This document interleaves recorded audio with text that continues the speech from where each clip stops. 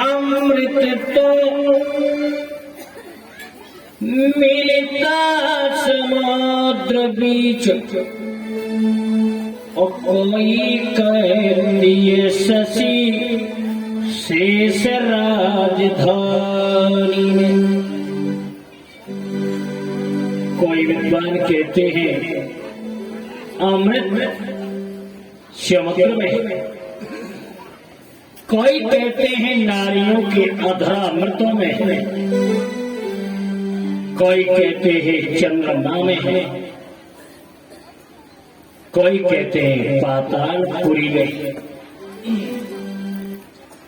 अमृत के 4 स्थान बताए, समुद्र, पातालपुरी, अधरामृत और चंद्रमा। तो किसी व्यक्ति ने प्रश्न किया कि चंद्रमा में हो तो कालापन होता नहीं, और समुद्र में हो तो खारापन क्यों पानी में। यदि अमृत चंद्रमा में होता तो कालापन नहीं होता, अमृत यदि समुद्र में होता तो समुद्र खारा नहीं होता। कहती है आधेरों में हो तो पति की न मृत्यु होती, और वैसे भी न होता तो शेष खानदानी में। अगर नारी के अधरों में अमृत होता तो पति की मौत नहीं होती, अगर पातालपुरी में अमृत होता तो सर्पों में जहर नहीं होता। फिर अमृत है कहाँ? शशि में न शेष में, किए मुख समुद्र में, शशि में न शेष में, किए मुख समुद्र में, और बूंद बूंद अमृत झरे कृष्ण की कहानी में। आप लोग अमृत का पान कर रहे हो, बोले कौन? बोले कथा अमृत। सच्चे मन से जो इसका पान कर लेता है, समझ लो अमर हो जाता। पान करने का आशय क्या होता है? किसी कवि ने लिख दिया, जिस देश में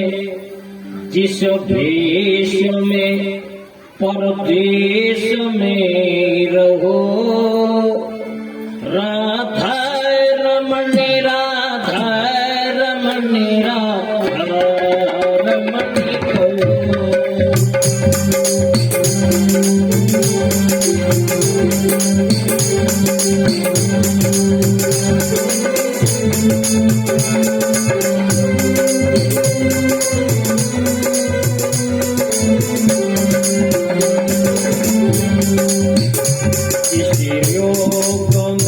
जिसके भोग में जिसके रोग में रो, राधा रमणी राधा रमणी राधा रमणी कहो, राधा रमणी राधा रमणी राधा रमणी कहो। किसी भी स्थिति में रहो, परमात्मा को मत भूलो। जिसके ज्ञान में जिसके मान में रहो, राधा रमणी राधा रमणी राधा रमणी कहो, राधा रमणी राधा रमणी राधा रमणी कहो। जिसके गाँव में जिसके धाम में किसी नाम में रहो, राधा रमणी राधा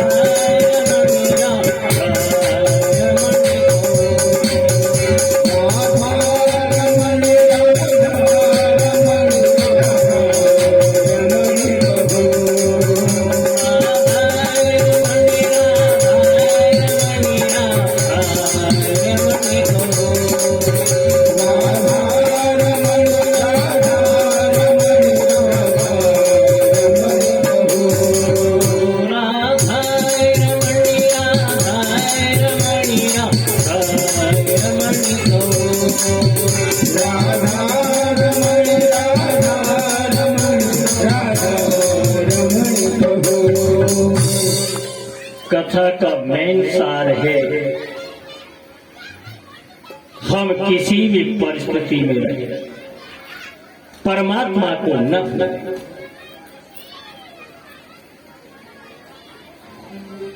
कन्हैया ने कुंती से कहा वरदान मांगो। कुंती ने कहा कन्हैया मैं मांगू मिलेगा? बोले हाँ मांग लो। तो कुंती ने कहा हमेशा मेरे पास दुख रहे। कन्हैया ने कहा क्या मांग रही हो? बोले हाँ कन्हैया, यदि मेरे पास सुख रहेगा मैं तुझे भूल जाऊंगा, और दुख रहेगा तो हमेशा याद करती रहे। किसी कवि ने उल्लेख दिया, हमारे ऊपर जो संकट आता है, दुख आता है, तो परमात्मा को याद आता है कि दुख में सुमिरन सब करे, दुख में सुमिरन सब करे, और सुख में करे न कोई, और जो सुख में सुमिरन करे और तो दुख काए को। संसारिक प्राणी संसारिक वैभव में भूल जाता। कन्हैया ने दाम्पत्य जीवन का निर्वाह किया। 16,108 महल को बनाया, उतने ही रूप बनाए। हर रानी के द्वारा 10-10 पुत्रों को उत्पन्न किया। इसके बाद धर्मराज युधिष्ठिर ने श्याम सुंदर कन्हैया को बुलाया। कन्हैया अब मैं राजसूय यज्ञ करना चाहता हूं। कन्हैया ने कहा युधिष्ठिर, राजसूय यज्ञ आप तब कर सकते हो जब दिग्विजय प्राप्त करो। विजयताशु घोड़े को ढीलो, और आपके घोड़े को कोई पकड़ता है उसे आप युद्ध करो। चारों दिशाओं से जब विजय को प्राप्त कर लो तब तुम्हें यज्ञ करने का अधिकार है। कन्हैया के आदेश के अनुसार सभी दिशाओं में वीरों को पहुंचाया गया, घोड़े को ढीला गया। कन्हैया ने कहा मगध देश के लिए मैं जा रहा हूं, अर्जुन जा रहे हैं और भीम जा रहे हैं। मगध नरेश जरासंध के यहां स्वयं भगवान पहुंचे। तीनों लोग ब्राह्मण का भेष बना के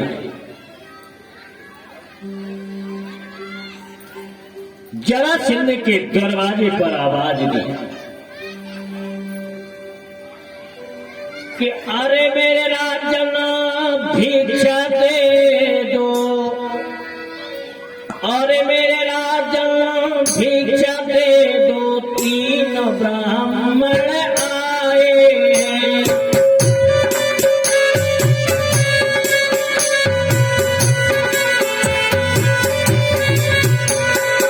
आज हमारी युद्ध की इच्छा, आज हमारी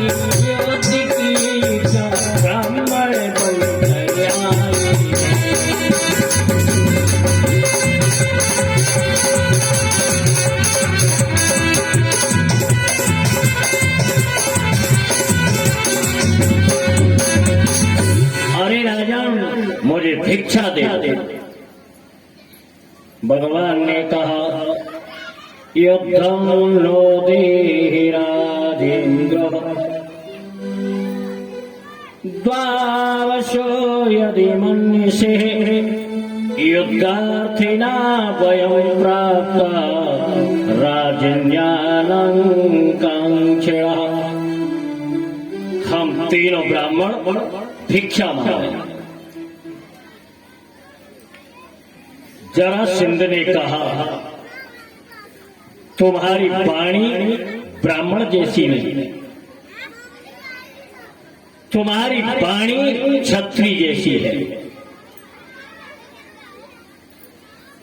तुम्हारी भिक्षा ब्राह्मण कैसी नहीं है,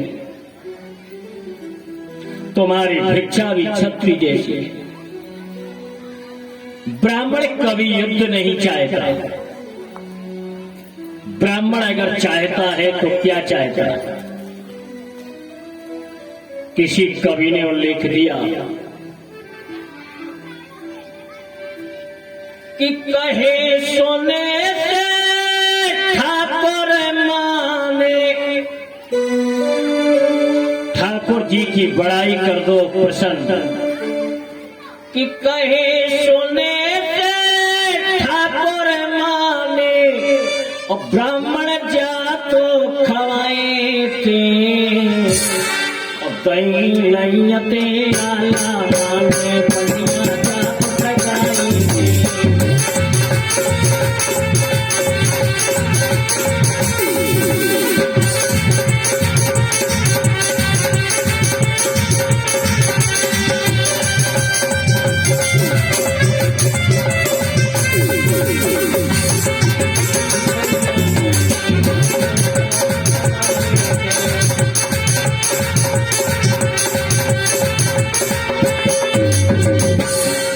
ठाकुर जी की बड़ाई कर दो प्रसन्न है, और ब्राह्मण को भोजन करा दो। शास्त्र कहता है कि अलंकार प्रियम विष्णु, विष्णु भगवान को श्रृंगार प्रिय, और जलधारा सेव प्रियम, शंकर जी को जल की धारा चढ़ा दो, शंकर जी प्रसन्न। नमस्कार प्रियम भानो, सूर्य भगवान को प्रणाम कर लो, प्रसन्न है। और ब्राह्मणम मधुरम प्रियम, ब्राह्मण को मीठी वस्तु, खाने की वस्तु प्रिय है। और मेरे दरवाजे पर तुम तीनों ब्राह्मण बन करके आए हो और युद्ध की भिक्षा मांग रहे हो। मैं पहचान चुका हूं, असौ ब्रकोदरा, ये भीम है, पार्थस्य भ्रातुर्जनो ह्यम्, ये पार्थ अर्जुन है, और एक कन्हैया तो रणभूमि का भगोड़ा कृष्ण है। अब बताओ मैं युद्ध किससे करूं? अरे तू तो रणभूमि छोड़ करके भागने वाला है, मैं तेरे साथ युद्ध नहीं करूंगा।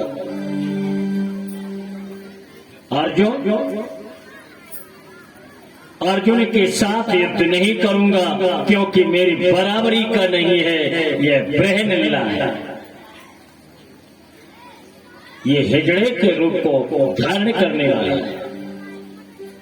मेरी बराबरी का केवल भीम है। कन्हैया ने कहा तो भीम से युद्ध कर लो। जरासंध ने कहा मेरे दरवाजे पर तुम युद्ध की भीख मांगने आए हो, मैं मना नहीं करूंगा। जरासंध ने अपनी गदा उठाई, युद्ध चालू हुआ कि तम वे कदे भोजो यवनी निपात्यो अन्यासी पाटा कर जूने तो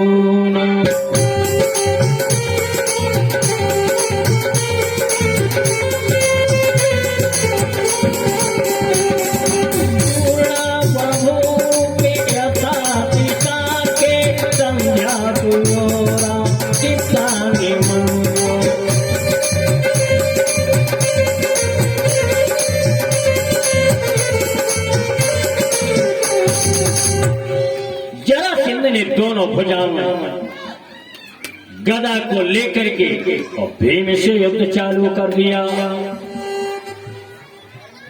चटा चट जब गदाओं में प्रहार होने लगा, कन्हैया एक वृक्ष के पास खड़े होकर देखने लगे। जरासंध ने भीम को कई बार गदा से प्रहार किया। भीम ने कन्हैया से प्रार्थना की कि कृष्णाय वासुदेवाय हरे परमात्मने प्रणत क्लेश नाशाय गोविंदाय नमो नमः। हे वासुदेव, हे परमात्मा ने, हे कृष्ण, आज तुमने भीम से युद्ध करने के लिए मुझे बाध्य कर दिया है, अब इस कलेश को दूर करो। कन्हैया ने वृक्ष से एक शाखा तोड़ी और तोड़ करके बीच में से चीर दी और दोनों साइड फेंक दी। संकेत हुआ जरासंध मारने से नहीं मरेगा, इसके दोनों पैर पकड़ के और चीर के अलग अलग फेंक दे। भीम ने यही किया, जरासंध का अंत हो गया। जरासंध के राज्य में जो भी धन संपत्ति थी सब वहां से लेके हस्तिनापुर दिल्ली के लिए आ जाते। धर्मराज युधिष्ठिर ने कहा केवल जरासंध का भय था, कन्हैया अब दोनों यज्ञ चालू करें। जितने ऋषि मुनि देवता घर परिवार नाते रिश्तेदार नेमी प्रेमी इष्ट मित्र आदि सबको आमंत्रित करो। कोई भी धार्मिक अनुष्ठान होता है, कोई भी कार्यक्रम होता है, उसमें घर परिवार का शामिल होना जरूरी है। ये सफलता का प्रतीक होता है।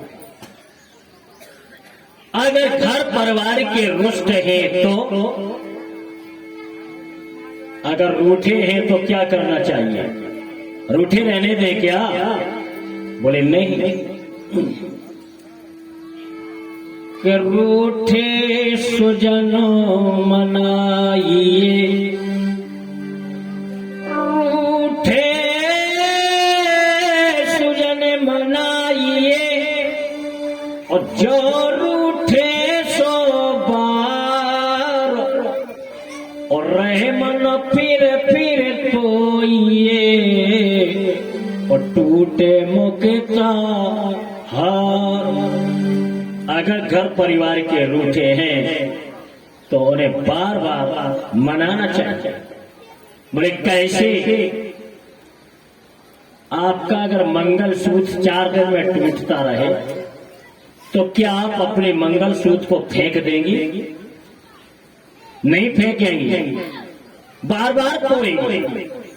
इसी प्रकार से अगर कोई रूठा है तो उसे मनाने का भी नियम होता है। और अगर हमारे कम बोलने से काम चलता है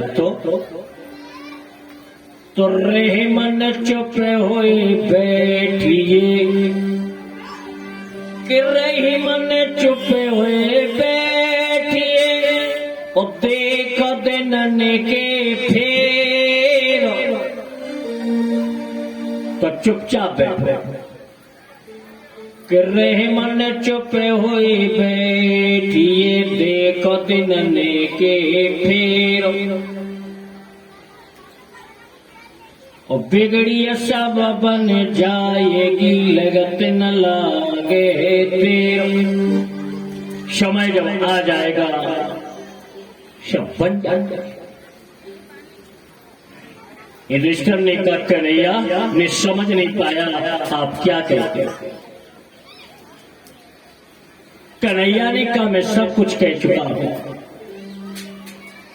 तुम्हारा घर परिवार जो है उसे पहले इकट्ठा करो। दुर्योधन, दुशासन, इन सब से भी आग्रह करो, सबको आमंत्रित करो। कन्हैया के आदेश के अनुसार धर्मराज युधिष्ठिर ने राजसूय यज्ञ में सबको बुलाया, जिसमें वशिष्ठ, वामदेव, सुमतिर, जैमिन, पराशर, गर्गाचार्य, वैश्यपायन, कश्यप, धौम ऋषि, भार्गव ऋषि, अनेकों ऋषि मुनि यहाँ पर पहुंचे। जब यदुवंश की सभा लगी हुई थी, उस सभा में कन्हैया ने कहा इस आयोजन में सर्वप्रथम पूजा किसकी होगी। सब यदुवंशियों ने कहा प्रथम पूजा द्वारकाधीश की होगी। चंदेरी नरेश शिषपाल दंतवक्र भी मौके पर। दंतवक्र ने कहा चोर चटोर की पूजा यज्ञ में नहीं होना चाहिए। बोले क्यों? बोले पूजा होना चाहिए शांत प्रिय व्यक्ति की। शिशुपाल कितना शांत है, और रुक्मिणी का विवाह शिशुपाल के साथ हो रहा था। शिशुपाल दूल्हा बन करके गया, लेकिन ये द्वारकाधीश ने जबरदस्ती रुक्मिणी का हरण कर लिया। बताओ, ऐसे चोर चटोरों की पूजा पहले होगी तो यज्ञ कैसे सफल होगा। दंतवक्र कहता है कि बचपन में जाने मक्खन चुरायो, बचपन में जाने मक्खन चुरायो, जवानी में चीर चुराए।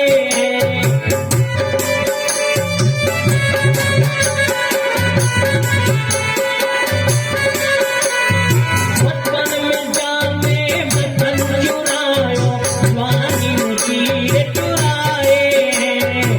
और हरी है रुक्मिणी जी को, और हरी है रुक्मिणी जी को, ये तो चोर कहाए।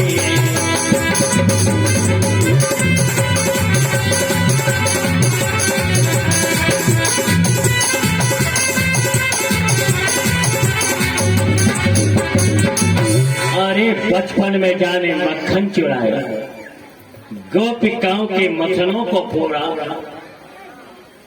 चीरों को चुराया, रुक्मिणी का हरण किया, इसका पूजन नहीं होना चाहिए।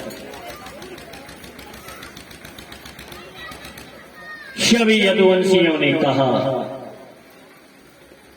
श्याम सुंदर कन्हैया के अलावा पूजन किसी का नहीं।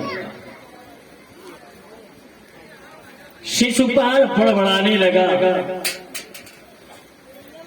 बोले मेरे देखते देखते द्वारकाधीश का पूजा नहीं हो। कन्हैया ने कहा शिशुपाल तुम व्याकुल क्यों हो रहे हो। सभा के बीच में जो भी निर्णय होगा हमें तुम्हें मान्य होगा। शिशुपाल ने कहा अरे द्वारकाधीश तुम बहुत छलिया है, विश्वासघाती है, अपमान करने वाला है, चोर है, चटोर है, स्वार्थी है, पापी है। कन्हैया को शिशुपाल गालियां देता चला, लेकिन कन्हैया ने कुछ नहीं कहा। क्यों? शिशुपाल को वरदान था 100 गालियां तक तुम्हें क्षमा कर दिया जाएगा, और 100 के ऊपर ज्यों ही गाली हुई तो उसका परिणाम मिलेगा। 100 के ऊपर ज्यों ही उसने गालियां दी, द्वारकाधीश ने सुदर्शन चक्र के द्वारा शिशुपाल दंत वक्र का सिर काटा। क्या हुआ कि मौके पे ना भाए हके भगवान,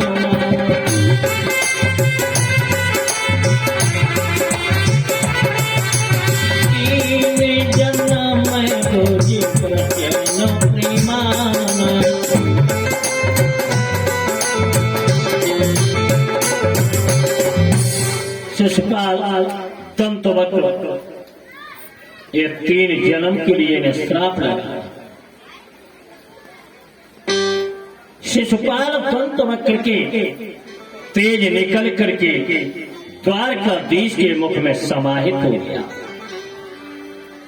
कितना सोते जो समान प्रभुआन, हर से देखो शंभु चतुर।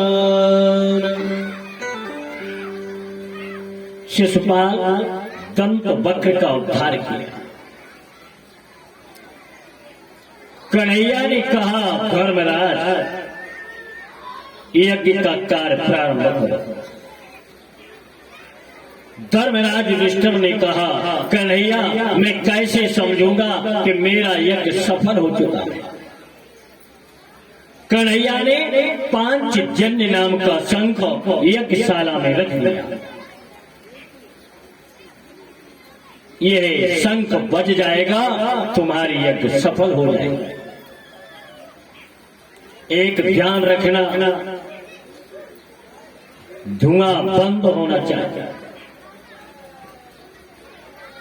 हर व्यक्ति आपके यहां भोजन करे, बिना भोजन का कोई रहना नहीं चाहिए। उस समय दुर्योधन को कोषाध्यक्ष बनाया गया। जहां 3 रुपए की जरूरत थी वहां पर 13 खर्च किए, लेकिन अंतर क्या है? बोले कुछ नहीं। कि कहा करे पेरी प्रबल जो सहाय यदो वीर, 10,000 गज बल घट्यो, घट्यो न 10 गज चीर। जिस पे भगवान की पूर्ण कृपा हो उसकी कभी बिगड़ती नहीं। उसी गांव में एक वाल्मीकि नाम का सुपच धर्मराज युधिष्ठिर के यहां भोजन करने नहीं गया। परिणाम ये हुआ, 5 जन्य जो नाम का शंख था वो बजा नहीं। धर्मराज ने पूछा, कन्हैया यज्ञ पूर्ण हो गई, शंख क्यों नहीं बजा? अरे तुम्हारे यहां कोई भक्त ने भोजन नहीं किया। कौन? गांव के बाहर एक मेहतर रहता है जिसका नाम है वाल्मीकि। तो क्या करें? भीम अर्जुन को भेजो और उसे पालकी में बैठाल करके लाए। भीम ने कहा, द्वारकाधीश क्या कह रहे हो? हम राजा हो करके और मेहतर को पालकी में बैठाल के लाए? ऐसा तो नहीं हो सकता। कन्हैया ने कहा, ऐसा अगर नहीं हो सकता है तो तुम्हारा यज्ञ सफल भी नहीं हो सकता है। क्यों? तुम्हारे अंदर अहंकार है, तुम्हारे अंदर तमोगुण है। अरे दान करने वाले को झुकना चाहिए। एक पत्नी ने अपने पति से पूछा कि तेरिया बोली सुन से काहे बदले मलिन, ओके तुमरो कछु केरे गयो, ओके तुम काहू दीन। पत्नी ने पति से पूछा, तुम्हारा कुछ गिर गया या किसी को कुछ दे दिया? पति ने कहा, सुनो, किला हमरो कछु गिर गयो ना हमें काबू दीन, और वेतन देखे और को उतासो बदन मलिन। स्वयं तो दान नहीं करते हैं और दूसरा अगर करता है तो जलन पैदा होती है, तो इसके प्रायश्चित की भागी लगते हैं। दान करने की पराकाष्ठा क्या होती है? दान करने के बाद हमें कहना नहीं चाहिए, और दान करते समय झुक के दान करना चाहिए, सीना तान के नहीं। कि देने वाला और है, दे तो रहता दिनों रेनो, और लोग भरम हम पे करे, तासो नीचे नैन। दान करने वाले को अहंकार नहीं होना चाहिए।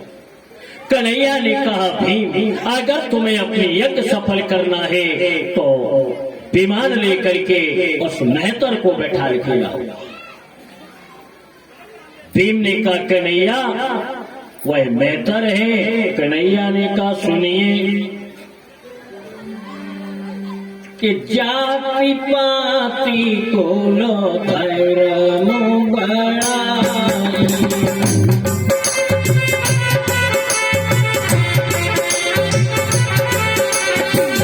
जाति पाति को लो धर्म बढ़ाई,